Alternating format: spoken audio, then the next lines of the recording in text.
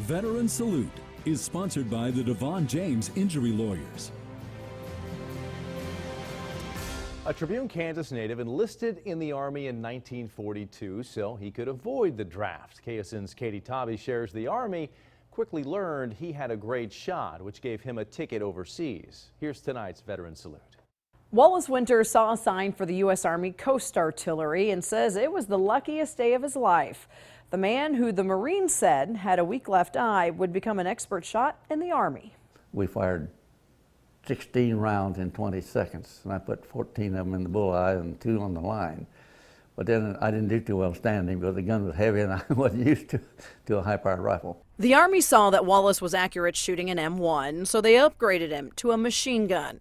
In the fall of 1943, he first left for Africa to defend a port from German bombers, then started training for the Italian invasion.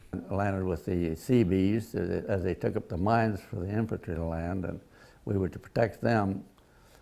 And we only got 7 guns on shore, and we were attacked by a German armor division. Wallace remembers being able to use Navy guns to fight back to be able to stay on shore.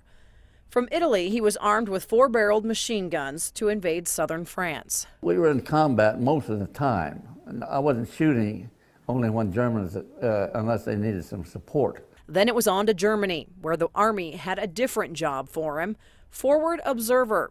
He worked to find out where the Germans had set up defensive positions and reported that back to the Allies. War is hell, but on the other hand, I was a farm boy who grew up out there in western Kansas. I had no experience, nothing like that in my life. And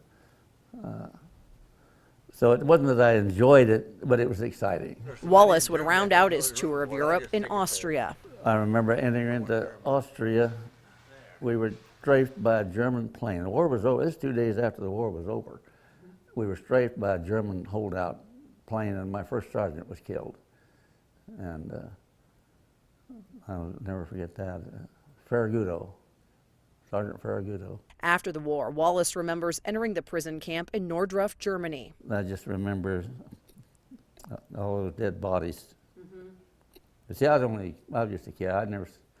I'd seen some terrible things in combat, but this was completely, I just couldn't understand it. Wallace says to this day he's never been able to talk about what he saw that day. He came back to the States in 1945, met his wife, and brought her back to Tribune to work on the family farm. From there, he took his family to Wichita, where he was a vet tech for 30 years. The couple had 4 boys, and now Wallace enjoys being with his 19 grandkids and 11 great-grandkids. Here for you in Wichita, Katie Tobby, KSN News. Tonight, we salute Wallace Winters for his service during World War II.